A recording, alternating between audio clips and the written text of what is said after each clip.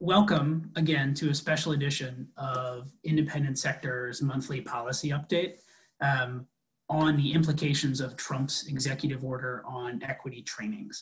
I'm Ben Kershaw, Director of Public Policy and Government Relations at IS. For those of you who are joining us for the very first time on an IS webinar, welcome. We're a national membership organization representing a diverse set of nonprofits, foundations, and corporate giving programs working to ensure all people in the United States thrive. As part of our webinar feature, all lines are currently muted. We'll pause for questions. The best way to submit those questions is through the Q&A box. This webinar will be recorded, posted on our website, and emailed to all registrants within the next few days. Before we start, I want to respectfully acknowledge I'm joining you today from Washington, D.C., the ancestral home of the Piscataway people who are still in the area working to reclaim their land and traditional practices. I also want to acknowledge many of the buildings and places we inhabit in Washington were built by enslaved people. Wherever you're joining us from, we're really glad to have you with us today. These sorts of policy education events are historically a benefit of independent sector members, but we've opened them up to all during this pandemic to ensure all the charitable sector has access to the latest information at this critical time. I'm joined today by Wes Coulomb, our trusted partner and the managing director at Washington Counsel Ernst & Young, and also by Denise Giraudo and Ryan Roberts with Sheppard Mullin. We're going to spend the bulk of our time today with our guests from Sheppard Mullin for a presentation and conversation about the recent executive order. But before we turn to them, we have, as always, a lot of heat and questionable amounts of light coming from Capitol Hill. The charitable sector has been actively working, actively watching as we look for a relief package in the days before the election. We know negotiations have been ongoing. And so I want to turn to Wes. Good afternoon, Wes. Always glad to have you with us. I think this crew has been reading the papers, but what can you tell us about the state of COVID negotiations? Maybe quickly, kind of what time frame we all ought to be looking towards. Yeah, thanks, Ben. Some good questions given kind of where we are in the calendar and in the year. The COVID negotiations is pretty much an ongoing saga that's been going on for several months without any resolution. Really just some small steps between the parties on the difference between where Nancy Pelosi and Democrats are, the size of the package versus the Republicans in the Senate versus the administration on where they want to be. And they've not did not reach an agreement before they left town for the elections. They're not coming back until after the elections. And so no deals happening until they come back after November 3rd. They made some progress, but just didn't close a lot of the gaps in funding levels, in state and local government funding, and some of the tax policy, some of the other policy spending items. And so they have to come back at it after the election, see if they can do something before December 11th, which is kind of the next trigger point or deadline for the congressional budget CR appropriations expiration. So we expect the Senate to come back about the week after election, about this November 9th. House will be back the following week, November, I think, 18th or 17th. And then they have a break for Thanksgiving. And then obviously they're getting close to the December 11th deadline for the CR to run out. And so we expect them to re-engage in negotiations post-election. Obviously, the mood and the trajectory and desire to get a deal will be shaped by what happens November 3rd and who's set to take power in the House and the Senate and the White House in January of 2021. That's really going to dictate, I think, where both sides will want to go on the negotiation. So as you know, the sector was very active in pushing for various proposals in both the House and Senate. I think they made some good progress. We're hopeful that when we get back into town after the election, there'll be some desire on both sides to reach an agreement and to get them to find some deal that the sector can benefit from and the various things that we've been pushing for this last year. I think that's I'm glad you highlight that, Wes, because as frustrated as disappointed, right? A lot of other adjectives I would put out there too, maybe after hours, as we all are. We did see, two sides, kind of slowly march closer and closer together. Deals have to be voted on still and passed into law, but I mean, is it safe to say they're a whole lot closer now than they were when they started this process? Yes, definitely. They made some good progress, mostly between the House Democrats, Speaker Pelosi, and the Trump administration, Secretary Mnuchin. The Senate Republicans have been less engaged in the process, have been less inclined to move on their number. And so that'll be the real question, is what can get done in December when they come back, and are the votes there for a sizable package, particularly in the Senate. Got it. I mean, they're only, what, a couple $100 billion apart. That's nothing these days, right? Yeah, that's right. In this $1 trillion context, it's not a lot, but it's holding them back. So we saw the House pass a pared down version of their offer, and then more specifically on issues that the sector is watching really closely, on small business provisions, on the Paycheck Protection Program. We saw the Senate Democrats introduce a pared down version, a kind of a standalone bill along those lines. Can you give us a couple kind of quick details of that proposal, just highlights that people should have on their radar? Yeah, I think that on the PPP loans, it's really about, they have about $130 billion left in the program. They need to extend the program. There's talk about giving people access to a second round of funding for smaller organizations. The sector's been pushing for a carve out or a special separate set aside for the sector, which is the Democrats have been inclined to support. Obviously want to increase the employee size to expand to more organizations, especially in the nonprofit sector. And so I think that, when they get down to negotiating, I think there'll be some, interest in making some of those accommodations. Not sure exactly how that will play out. We thought maybe there'd be some interest in doing a targeted small business, PPP loan fix. If the big deal didn't come together, I think that, the negotiations basically were around either a big deal or no deal, and they've got no deal. And so we expect the PPP issues to still be front and center as part of negotiations in the next round. Great. And then on, sort of on the other side of the aisle, we've seen particular progress, encouraging movement on another issue that's really important to a lot of us. A lot of people have been working hard on is the charitable deduction, right? And so Senate Republicans' latest offer again includes increased caps on the current above the line charitable deduction, increasing it up to $600 per individual, or $1,200 for a couple. I just, Wes, you're welcome to add any thoughts on that. I just think it's important to note that we're seeing progress on both of these issues from separate sides of the aisle. We have to make sure that the two of them are additive rather than canceling each other out in any kind of final negotiation. Exactly. I think we need to work on multiple issues and from multiple angles, and hopefully we can take the best of different sides' products, and hopefully that will be their end results. We can get a good loan program for the sector, as well as a good charitable deduction result for the sector. And Wes, just because you're always such a good sport, what is the before we turn to our guests? Right, we're all closely watching election results right now. What's the makeup of the Senate come February? That's a darn good question, Ben. My view, it really depends on who does well in the White House, right? Does Biden do really well in some of these swing states and bring along some of these senators who are trying to knock off some Republicans who are up in vulnerable seats, whether it's Arizona, Maine, Colorado.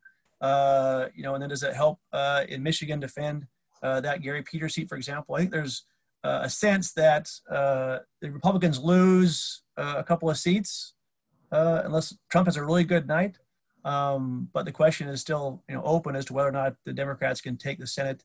And then also the question is, if they do take the Senate, how big a margin do they have to be able to negotiate and be able to get things through and get things done?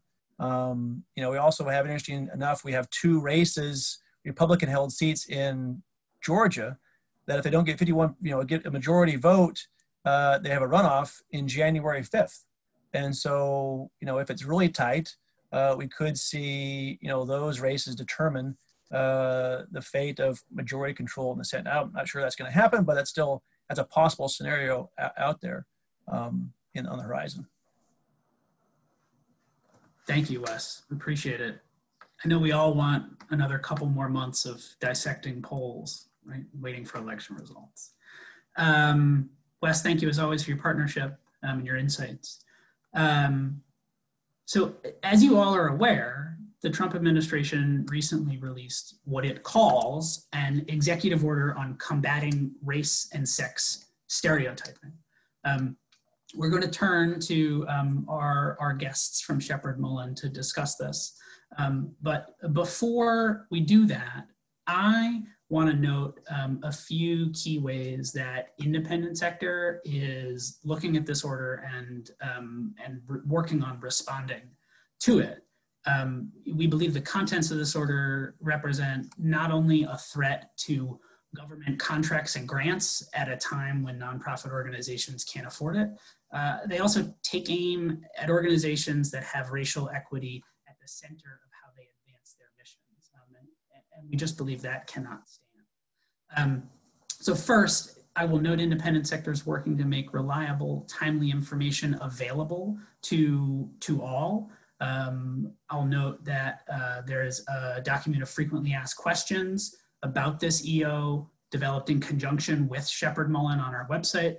I'd certainly put this webinar in that category as well. Second, we're seeking to gather information from the field about trainings that are being canceled or new language in government contracts. This information is critical as we look towards not just litigation, but towards potential legislative remedy. I will note that sort of in recent breaking news, legislation has been introduced in the House to combat, to nullify this executive order. Congresswoman Beatty of Ohio. Third, there are certainly litigation strategies being developed by other organizations, not by us, but we are actively seeking to learn about them, and we'll keep sector leaders apprised as they become clear. The fourth thing I want to highlight before we turn to our guests, I think it's particularly relevant to our time today.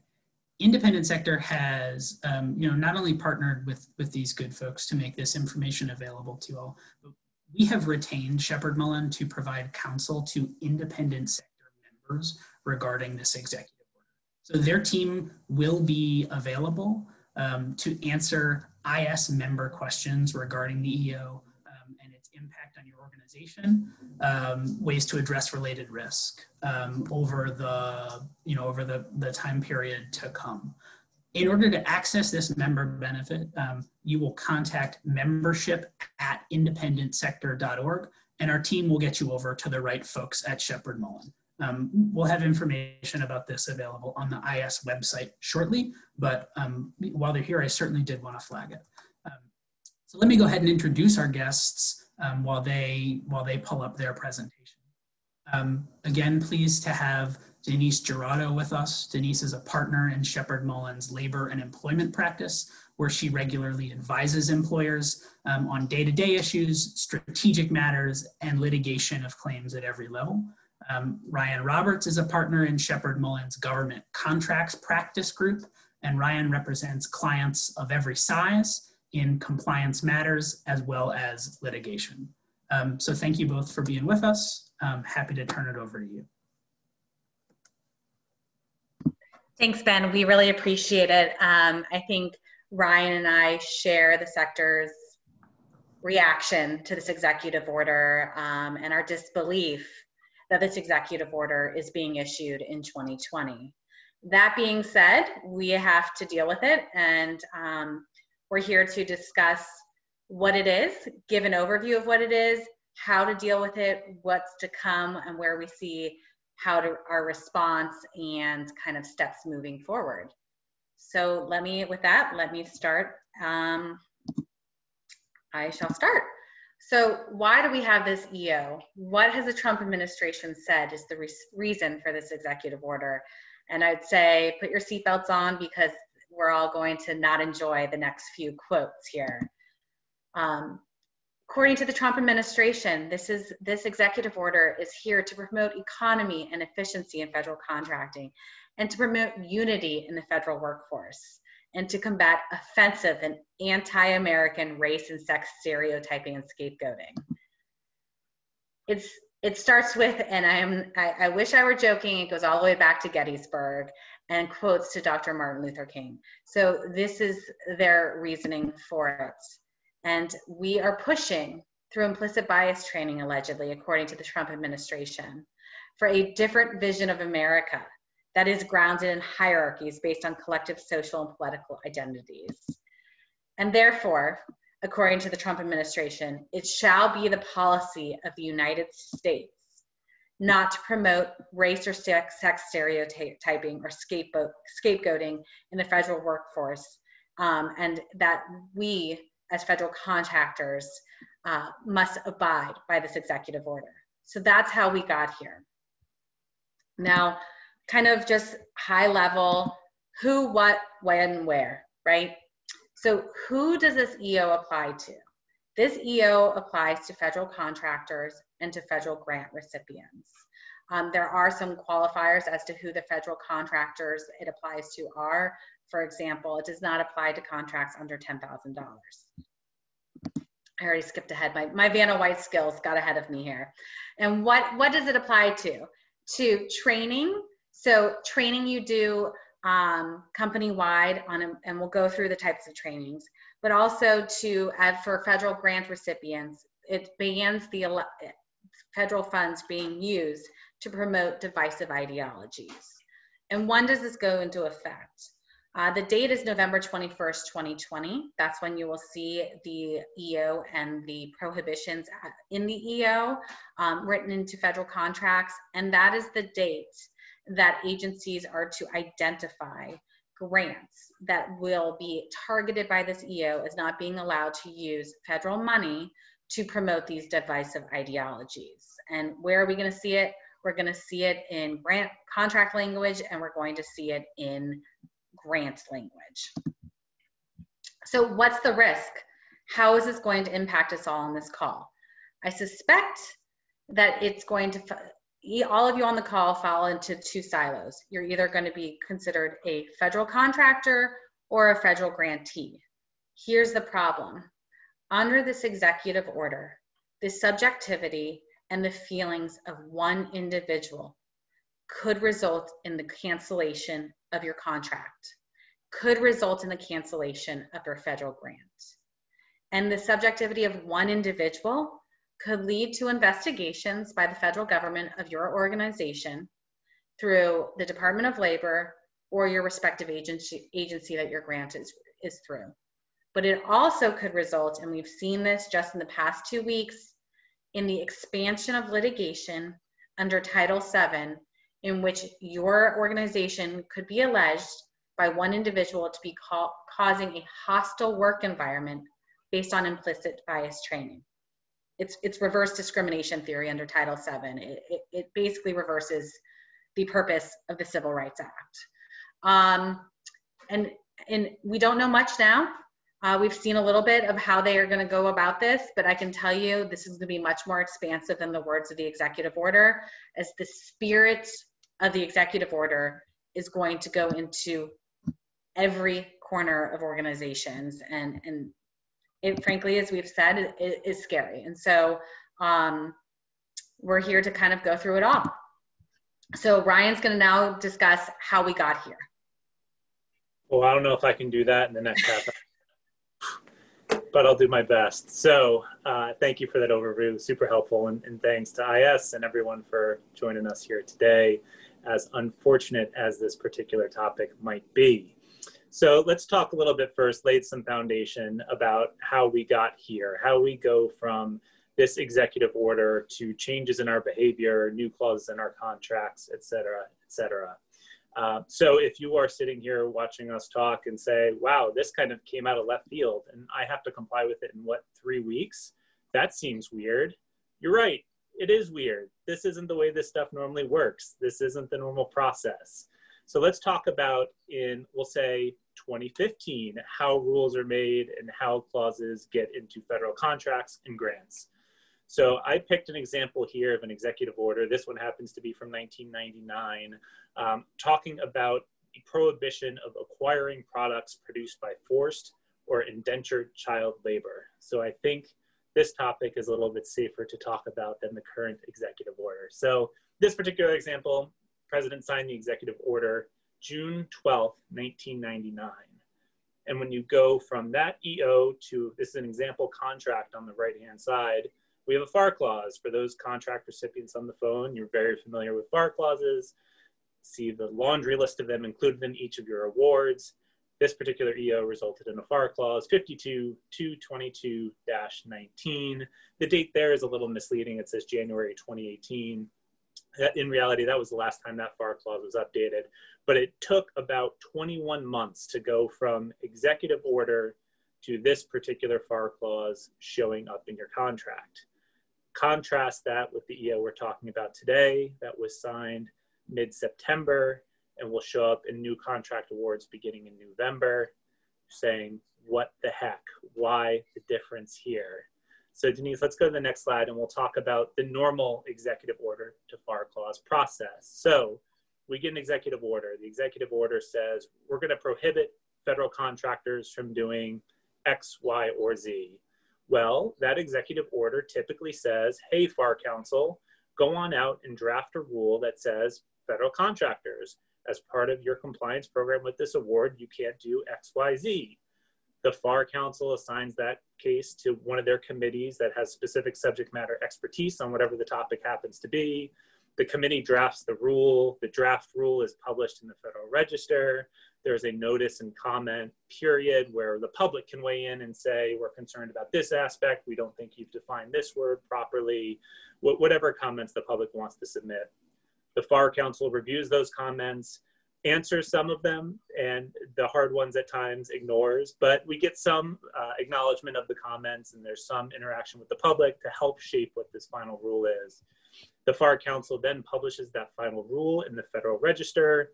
Contracts incorporate the new clause once it goes live, and then you all as the federal contractors are required to comply with it once it hits your awards, whether at this point it's a new award or a mod. So that whole process is how you take up 21 months between an executive order signed in June of 1999 and when it went into effect, I believe it was March 2001. So there's a typical process here laid out by the rulemaking statutes. So this particular process is for the federal contract clause, right? The FAR clause. On the grant side of things, it's fairly similar for the uniform guidance. Those are, as you all are grant recipients, you know this, those are CFR clauses. So the OMB follows a similar rulemaking process in updating the CFR for any terms and conditions applicable to grants, cooperative agreements, financial assistance agreements. This particular executive order did things a little bit differently. So we have the executive order released in mid-September. The executive order actually contains the FAR clause and says, this particular clause must be inserted into new contracts beginning 60 days from the date of the EO. So that happens to be November 1st, 2020. So we have that highlighted on the timeline here. So we keep referring back to that date as the first date you can see this clause in one of your awards. So to the extent you have federal contracts, if you get a new award after November 21st, 2020, theoretically, you will see this new clause in there. For grant recipients, the process is a little bit different. The executive order tasks agencies with reviewing all of their grant programs to determine which grants they can condition receipt of funds on compliance with the new executive order. So in that November 1st, 2020 column, you see that's when the reporting is due from agencies back to OMB to say, here are all the grant programs we think we can apply this new clause to. So that was obviously jumping ahead a little bit. Let's go back in the timeline. So the executive order was released September 22nd. From that day, the Department of Labor established the hotline to receive complaints about potentially offending training programs for federal contractors and grantees. We have heard anecdotally that these investigations have already started. So let's just keep in mind one thing that we've said. This isn't even applicable to you yet. It's not a clause in your contract. It's not a term of your grant. Yet nonetheless, people are calling up this hotline, the Department of Labor, and saying, I know of a federal contractor whose training materials violate this new executive order. That's kind of wild. Nonetheless, we'll see what DOL does with those investigations, but I just wanted to highlight that for you all, that these investigations are underway. Even though the clause isn't in your contract yet, what we've heard from DOL is they're reviewing these materials to get a lay of the land, and once they become applicable, our gut tells us that anyone who's been reported to date will be on DOL's enforcement radar to take action fairly soon after the clause becomes applicable to whomever was reported. So earlier this week, in our second bucket here, there was an RFI release. So the executive order directed OMB to release an RFI asking contractors, subcontractors, and employees of those two to submit materials they believe to be offensive in violation of the prohibitions in the executive order. So that went live late last week. They tried to use a carrot here and say, contractors, if you want to submit any materials, you can do so, and we'll help you revise your program to make sure it's compliant with this new executive order. And we won't hold it against you for having an offending training program if you voluntarily submit your materials and revise it exactly as we say. So we'll talk about the RFI in a minute. There's some pros and cons to responding there, but I wanted to highlight for you all that that did go live last week. We just talked about the November 21st date. Lastly, December 21st. So I know we talked to a bunch of IS members at a different event, maybe 2 weeks ago at this point, and it seemed like some of you are actually providing training programs and may even be providing training programs to federal employees. So there is a separate reporting requirement here for federal grant recipients who are providing training to government employees. And so the tasking there is to review who, and the government side, who you've contracted with, who you've given grant funds to come in and provide this training, compile the list so that all of those training materials can be reviewed for the offending concepts we will discuss momentarily. So Denise, let's go to the next slide, please. So back to that RFI, like I said, the administration decided to cast a wide net here. It will not surprise you as veterans of the federal contracting and grant space to hear that this RFI was drafted a little bit different than the RFIs you see typically, right? Normally an RFI is looking for contractors to say whether or not they have a particular capability. What does the market look like for a particular product or service?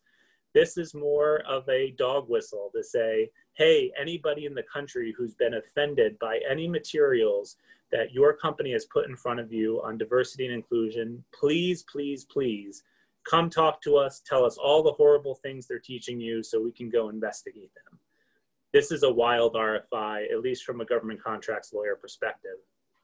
So companies are going to be put in a tough position here. At grant recipients, everybody put in a tough position here to decide whether or not you voluntarily submit your materials, knowing there's a chance that your employees, even if it's a single employee who might have subjectively felt offended by some of your materials, whether you volunteer those materials to DOL and work with them proactively to revise what they say.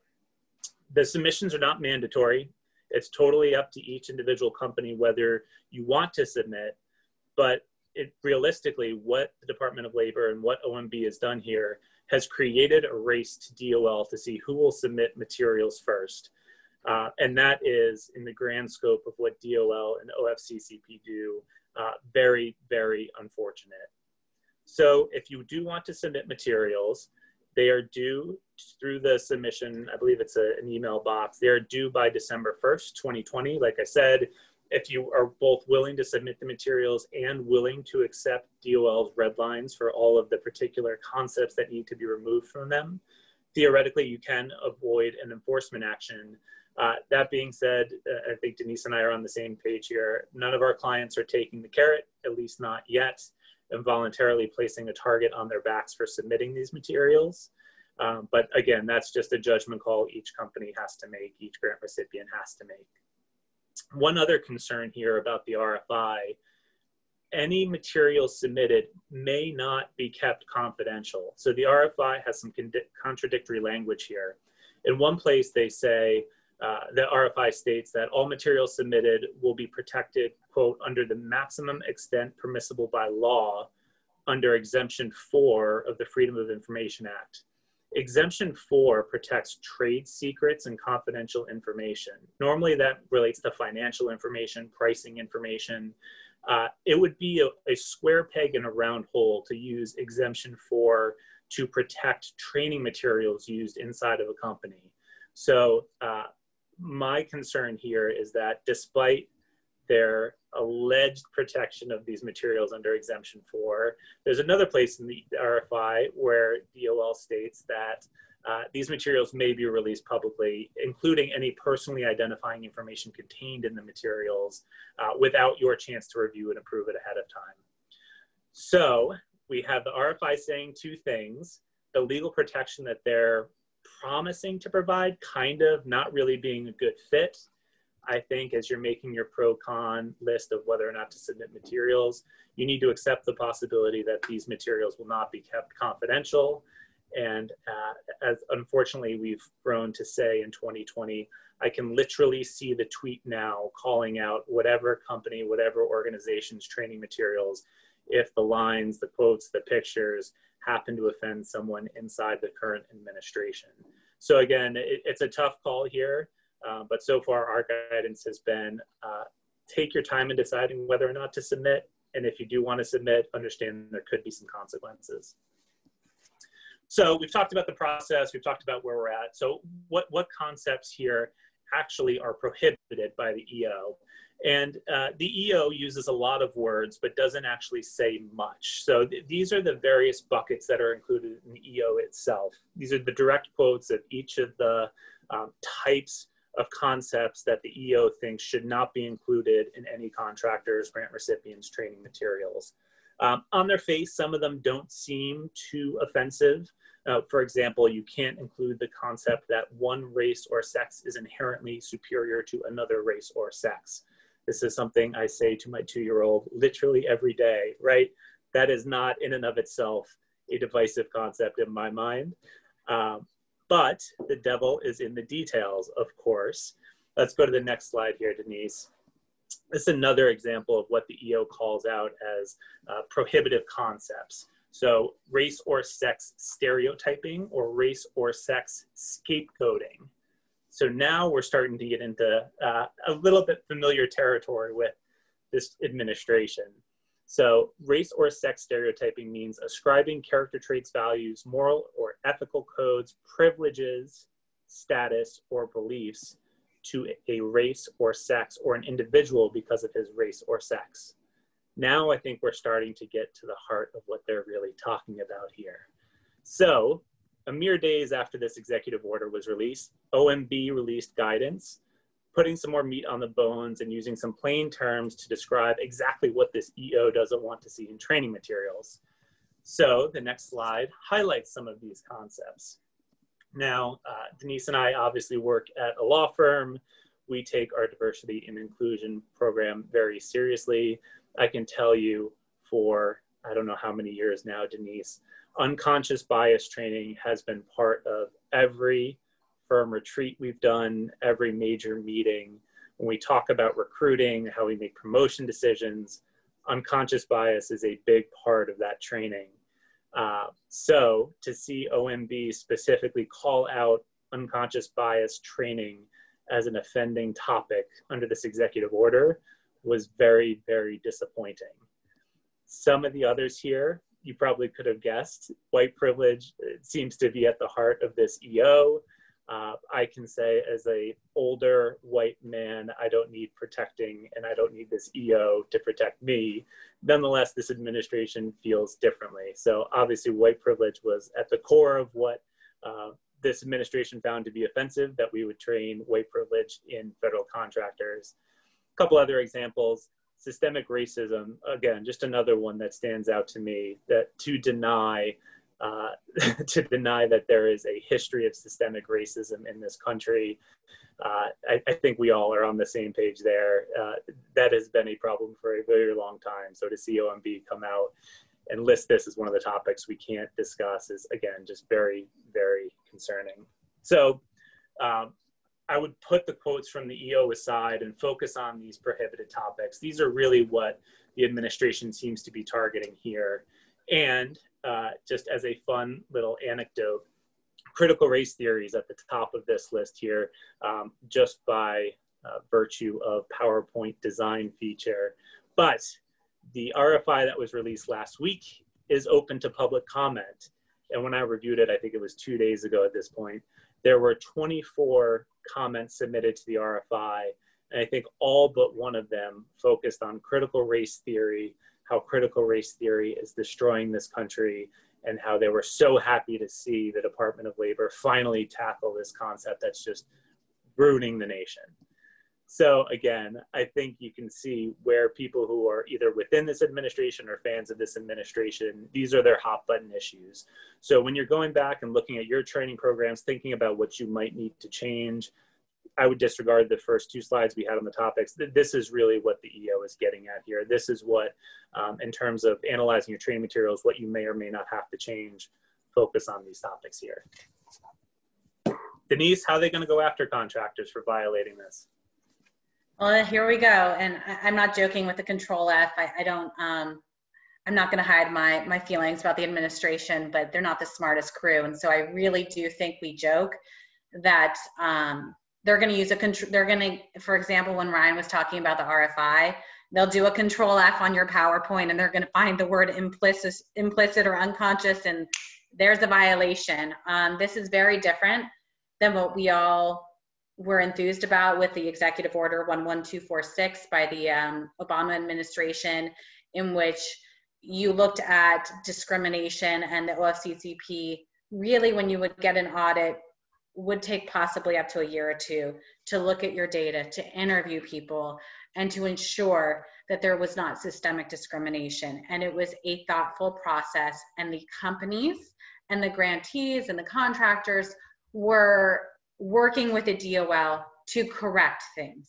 Here, it's an immediate investigation. As Ryan said, there is a hotline that has already been set up with the Department of Labor. We know of people that have called into that hotline. We know of nonprofits that have received complaints to that hotline. And this is not going to be a thoughtful investigation. This is going to be an immediate investigation. And if you are a federal contractor, this can be a company-wide audit based on your trainings. So this is not going to be a deliberative process. This is a hunt. And the EO allows for federal money to be withheld from programs. It allows for the cancellation of contracts.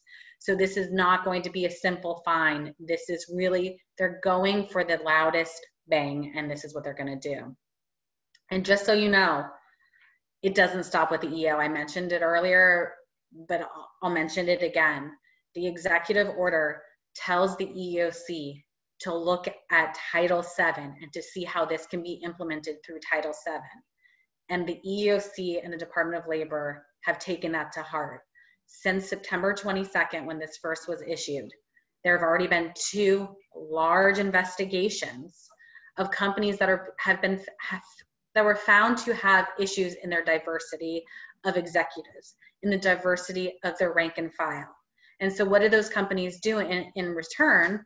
They implemented diversity inclusion programs to increase, in these 2 examples, the not quotas, but the amount of African-American employees they hired and the amount of African-American employees they had in executive positions. That's the right thing to do, but not under this executive order. So while the OFCCP and the Department of Labor found those to be violations and the companies attempted to cure those violations, now under the executive order, the Department of Labor is now looking further and saying those programs violate not the executive order, but Title VII, because you cannot promote, for example, have a program, for example, that would promote African Americans because that's unfair to whites. That is the expansive nature of this executive order. And so we are going to see enforcement not only under the OFCCP, but you're going to see some new cases brought by the EEOC against large corporations who put in these D&I programs to combat the issues that Title VII protects. So, Ryan, please don't sing for us, Ryan, but where do we go from here? No promises. Yes, as best said by 60s, 70s, and 80s pop sensations, the Carpenters. Where do we go from here? Just fun fact, while we're talking about a bad subject, Carpenters were, still are, my mom's favorite pop group. So the fact that I could find a way to incorporate them in a work presentation made me very, very happy last night. So where do we go from here? We talked about the timeline for incorporation into contracts and grants. What I want you all to take, and I think we have a number of questions on this already in the Q&A box here, but what I want you to take to heart is that this is not applicable to you all immediately, especially on the grant side of the house. For any grant recipients on the line, this is going to take a little bit of time, so that just the basic reporting on which grants this clause could make its way into are due on the 21st of November. So that after that list comes in, it'll take a little bit of time to figure out which ones it will apply to, and then the mechanics of applying it over the holidays. Even if the agency and DOL wanted to move forward quickly on that side, it would just necessarily take some time, heck, maybe even until early February. On the contract side of the house, you're a little bit more at risk. So the direction in the EO is every new award from November 21st forward has to include the specific text of the contract clause in it. It has the language it wants it to include. You can read it in the EO if you want to, but it just mimics the concepts we've already talked about here. So if you have any pending awards, theoretically, if it's awarded just before Thanksgiving through probably July, you will see this clause in your contract.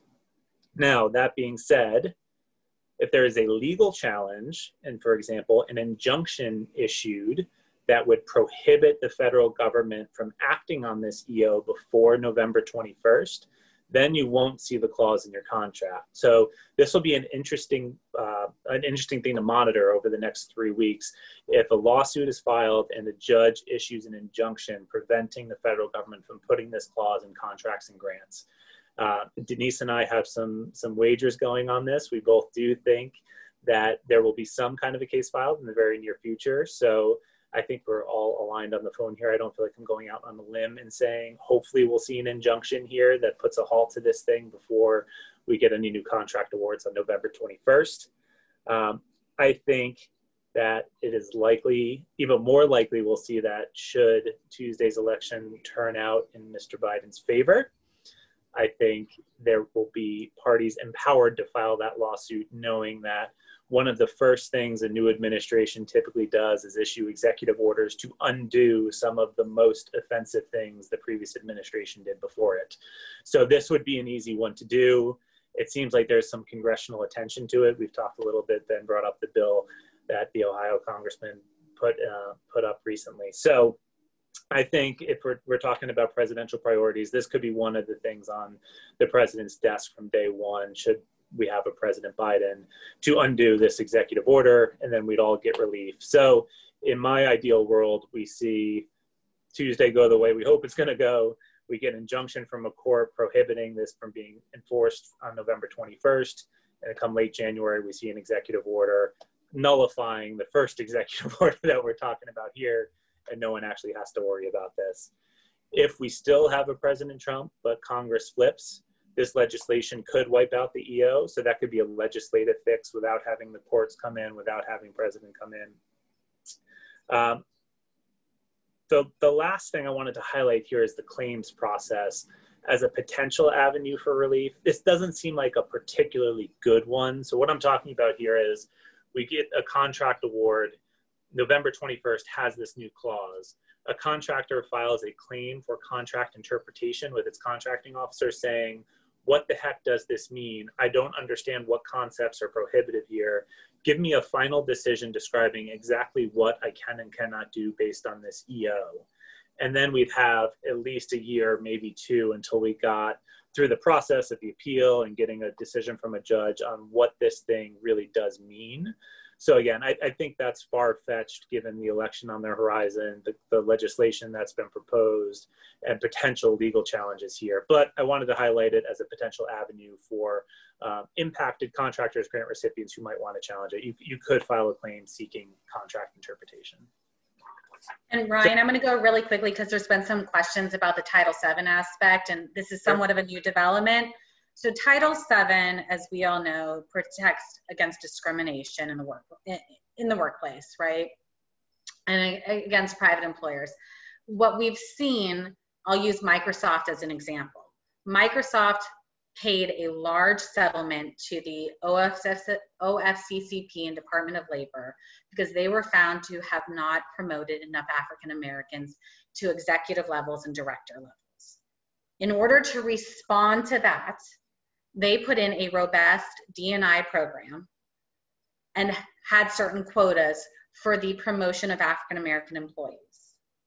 In light of this executive order, the Department of Labor, the OFCCP, and the EEOC have said that D&I program violates Title VII of the Civil Rights Act of 1964.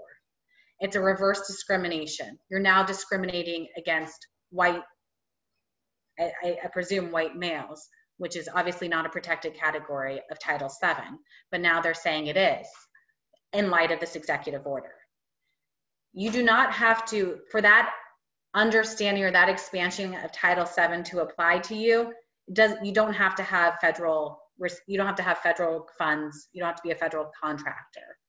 So that's how expansive and frankly sickening this EO is.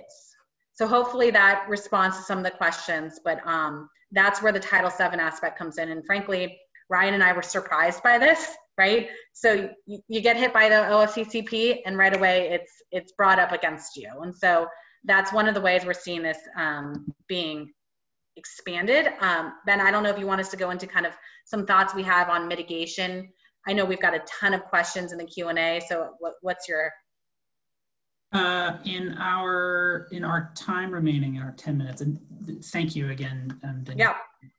No surprise to see that there's a lot to talk about here. Can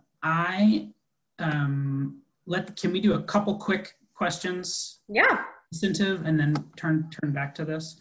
And I think these are quite quick, sort of more factual for you. So you had a lot of questions about ongoing or previously awarded grants. I think you those. Questions about state funding, particularly, federal pass-through to state funding. Yeah, so if your funds, even if they're coming from a state, if they originated with the federal government, typically the federal government applies the 2 CFR universal guidelines to those awards. So your recipient of those grant funds are contingent on all of the federal requirements, and this would be one of them. So yeah, I guess we'll have to see. It's going to be agency by agency how they do the implementation here. But my bet would be, yeah, even if it's coming through a state, if the feds are paying the money, this will be a condition of the grant. Thank you. And can only someone from the inside report on this hotline? We had a few questions about that. Or can you report on someone else's behalf? Yep. So you can, it doesn't have to be just you feeling like you've been offended. You actually can report on behalf of the third party. The DOL has issued a guidelines vis-a-vis frequently asked questions, and they make very clear that third-party complaints are allowed, and they have a form for a third-party complaint. That is informative. Thank you. A lot of questions about legal challenge. Ryan, you mentioned injunction. Yeah, so we see this. Is this constitutional? How would this shake out? Yeah, so the challenges seem to be one of two paths here. So first, back to the process. There is a process for making any rule, whether that's a CFR grant term condition that winds up in your receipt of funds or a federal contract FAR clause. Those are all regulations, and statutes lay out the process that must be followed for any new regulation. This EO clearly gave the middle finger to all of the statutes requiring the process be followed. So that seems to be the most practical way to challenge this thing as a violation of the APA. It would be one of my arguments if I was writing the brief. Second one, obviously First Amendment, yes. That's a little bit of a tougher challenge because the federal government is allowed to put conditions on your receipt of federal funding. I still think it's a fairly strong argument, but there might be it might be a little bit tougher to make. But those are the two big arguments we see. Great, thank you. Yes, noted from the case law, middle V finger. Very yeah. That will be the opening line to any injunction we file then. So last question, factual, before we turn back to mitigation. A number of folks asking for clarity. You know, let's say that this is an organization that has a small contract to do, you know, say a housing program. To what extent are they prohibited from using these 7 words in the, you know, the full scope of their operations organization-wide? Yeah, so as long as this makes its way into one of your grants, financial assistance agreements, contracts, it applies company-wide. So you can't be in compliance with this contract clause, even if you're given these trainings outside of your work on this particular contract. Further, the scope of this thing is unlike anything I've ever seen in the federal procurement space. Typically, there is a small set of clauses that prime contractors are required to flow down to subcontractors, grant recipients to subrecipients. This contract clause specifically says that you as an awardee must flow it down to all subcontractors and vendors, regardless of how much work they do for you. So the applicability to vendors, so that's anyone who supports your business in any way. They don't have to be a direct subcontractor, direct subgrant recipient. That scope is unprecedented. It's clear the EO is trying to touch as many organizations across the country as possible. So again, like this thing is just far and away bigger than anything an administration has tried to do previously. Thank you. So let's go back to mitigation. Again, thanks for your flexibility, Denise and Ryan. Oh, no. And just so you all know, we're furiously typing responses in the chat as well as the Q&A. So we're trying to get to them as much as possible because I know there's a lot of questions. So how are we gonna mitigate this risk that we face with respect to this EO? And so the first is evaluate the pros and cons of responding to the RFI. And I think, Ryan, you already covered that, but do you want to touch on that quickly? Yeah, just quickly. So the one theoretical benefit is you could escape an investigation by submitting your materials and changing them how DLL tells you to. Practically, that doesn't give me a whole lot of comfort, but you all have to do your own pro-con analysis for whether or not you want to submit your materials. I can say, not that I'm giving legal advice to anyone on the line right now, I haven't advised a single client to submit any materials. And I think that's going to be our consistent advice. We've seen a lot of in the Q&A and in the chat, a lot of witch hunt, and that's exactly why we're saying what we're saying. And another way to, mitigate the risk is develop a long-term plan. So many of you, and we've said this, we presented during Upswell, this does not mean give up the fight. Absolutely not. We would never, ever advise that. But in terms of a long-term plan, many of you are going to wait until November 21st to see if the agency in which you receive money from is going to put your program on that list. But in the meantime, look at and we've got it down here, but think about how you can evaluate possibly having to respond and comply with this EO. Don't eliminate programs. Don't have a knee-jerk reaction, but think about ways in which you can reframe things. We've seen a lot of that in the Q&A. again, I hate to say this, but this administration, it is a Control F administration. So reframe it. Your same concepts can come through. Make it a discussion rather than a training. But that's how you're going to develop your long-term plan of still reaching your mission, but just reframing it so you don't become a target. But again, let's see where we go on Tuesday, to be honest, right? Don't make that happen until we go on Tuesday. Yeah, and along those lines, one of the things that's specifically exempted out of coverage in the executive order are educational activities and discussions as part of a longer series of educational instruction. So to the extent your internal trainings do touch on some of these topics, maybe reframing it in that way could be helpful. And as opposed to teaching a specific point on systemic racism, we turn it into a history lesson and a discussion about whether or not systemic racism happens in our country, even though that's a laughable question to begin with. So yeah, I think the reframing piece is important here to the extent we do have to make training materials a little bit different than they look right now. And I'm just going to skip to the hotline piece, Ryan. We've all seen, we've talked about that the immediate enforcement through the hotline. And one idea that we have is it's better to know if people are feeling this way internally before they go external, right? Deal with it internally before you have DOL coming at to your door, or you have the agency that you get the grant money from coming to your door. So one thing to do is certainly perhaps broaden the issues that your hotline is available for. Take away language that it's maybe discrimination of all kinds instead of discrimination based on sex, sex, race, gender identity, and put it, if you feel discriminated against in any way, come to us. So maybe there's somebody who is the bad egg in your organization is going to complain about this, will come to you first rather than going to the government. Yeah, so the last part here is what I was just talking about, suppliers, vendors. So even if you're used to flowing down certain clauses to subcontractors, I can guarantee you're not used to flowing down FAR clauses or grant terms and conditions to your vendors.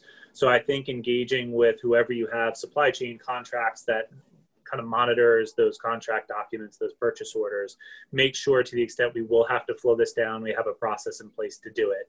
Again, that's premature to do today. Let's get a little bit closer to November 21st. But I just want to put it on your radar because it's so atypical to have to do something like this in the federal procurement space. And our last slide simply has our question answered, but I know there's a lot of unanswered questions, and I don't know, Ben, how you want to, I'm happy to stay on a little bit longer, or to possibly we can put this into a Word document and then send it out to all attendees. I think, so let me again reiterate, I know a number of folks have asked, this webinar will be posted on the IAS website and sent out. We will, certainly, take Denise and Ryan up on the offer to take a look at questions. I would suggest, we may either do something new or update an existing document. So that is what I would, that's what I would suggest forward. We do want to respect folks' time in general. We've seen a lot of questions. I think this is the last question I have for you. I really want to emphasize it because I think it's come up a lot. For grant recipients, your expectation is that this would only apply to the use of federal funds, that they could hypothetically do these trainings. Otherwise, great, I'm seeing nodding heads. The next question that also, again, I think keeps coming up a lot is, what about voluntary trainings? Is this only for mandatory programs, or is this for any sort of company-wide, here's some information training? Yeah, so my take on this, they tried to make it as broad as possible. So anything that would promote these ideologies, whether a formal, or these divisive ideologies, whether a formal training or not, would fall within the scope of the EO. So interpret it as broadly as possible. And then on the first question asked, so I agree on the grant recipients piece. Just as I understand the membership here, some of you might have both grants and contracts. So to contracts, if you have both, if it's in one of your contracts throughout, direct flow of grant funding though. Thank you. Yeah, important point there, Ryan. Thank you. So again, I want to thank all of our guests. Can I do one more point really quickly? Sorry, Ben. We just have seen a lot of questions about how is this constitutional? Can this be constitutional? The answer is, in our mind, it's not. There's several constitutional arguments to be made. And I know, Ben, we touched on this, but IS is certainly looking at avenues to attack this via litigation. And I know a lot of other organizations are too. And there will be, to the extent there's litigation, that is a discussion that will be had. So sorry, now Ben, you can close. I apologize. Important forward, yeah. Again, I want to thank all of you who are still with us past the hour. Thank you, Ryan. Thank you, Denise. Thank you, as always, Wes Coulomb. This is obviously a lot of information for us all to dig through together with many different potential avenues. Independent sector looks forward to updating you as we learn more about the specifics, as we can look at your questions and figure out easier ways to convey this information. And again, we also look forward to sharing more information about independent sector members' access to legal guidance from Sheppard Mullin. That info will be on our website. You will contact membership@independentsector.org to access that. With that, thank you all again for being with us and for the work you do in our communities and for standing shoulder to shoulder to advance nonprofit policy every day. Have a good afternoon.